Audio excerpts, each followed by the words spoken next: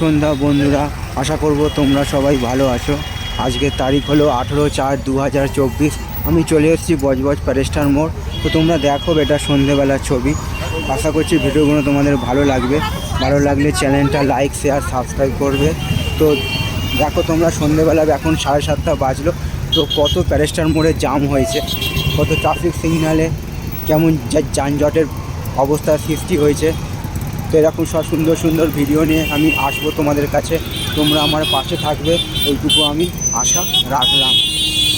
এখানে কত গাড়ির চাপ দেখো। ট্রেন স্টেশন এসছে, ট্রেন থেকে লোক যাচ্ছে, পেপার থেকে, মানে তিন দিকের মোড়। খুবই এটা ব্যস্ততম মোড়।